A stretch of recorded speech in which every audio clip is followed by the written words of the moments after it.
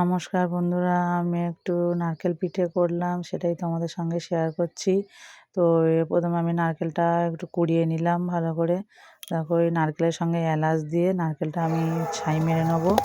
আমি নারকেলটা এইভাবে একটু নেড়ে নিয়েছি, নিয়ে তার উপর চিনি দিয়ে দিলাম। তোমরা তোমাদের পছন্দ মতো মিষ্টিটা দেবে, যে যেরকম মিষ্টি খাও সেরকম দেবে। আর আমি এটা সেদ্ধ চালের গুঁড়ো নিয়েছি, এটা সুজি দিয়েও করা যায়। সেদ্ধ চালের গুঁড়োটা এইভাবে একটু ভেজে নিয়েছি, নিয়ে জল দিয়ে এটা একটা ডো মতো করে নিয়েছি।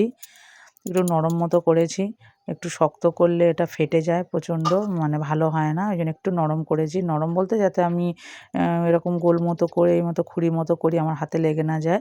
আমি এই ডোটা করতে গিয়ে আমার হাতে এইভাবে লেগে গেছিলো, কিন্তু যখন খুঁড়িটা করছি তখন আমার হাতে লাগছে না, আর সুন্দরভাবে হচ্ছিলো, ফাটছিল না। প্রথমে এরকম গোল মতো করে একটা লেচি মতো কেটে নিয়ে তারপর খোল মতো করে নিয়ে তার মধ্যে নারকেলের পুরটা দিয়ে এইভাবে দুটো আঙুল দিয়ে একটু চেপে চেপে করে এইভাবে ঘুরিয়ে ঘুরিয়ে দিলে সুন্দর ডিজাইনও হয়ে যাবে, অথচ মুখটা আর খুলবে না, আর ভেতরে পুরটাও বাইরে বেরোবে না। এইভাবে করে আমি সব তৈরি করে নিয়েছি।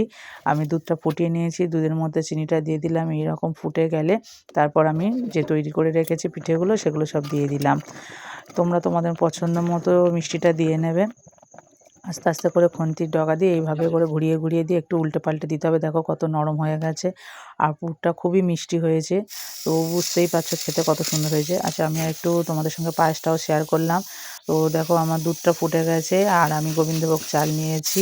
গোবিন্দভোগ চালের মধ্যে ঘিটা দিয়ে মাখিয়ে আমি 10 মিনিট রেখে দিয়েছিলাম। তারপরে আমি চালটা দিয়ে দিলাম দুধের মধ্যে দিয়ে এইভাবে করে ফুটিয়ে ফুটিয়ে ভাতটা হয়ে গেলে দেখলেই তো তোমরা বুঝতে পারবে যে ভাতটা হয়ে গেছে। ভাতটা হয়ে গেলে তারপর চিনি, বাতাসা, গুড় যার যা থাকবে সেটাই দিয়ে দেবে। নমস্কার বন্ধুরা।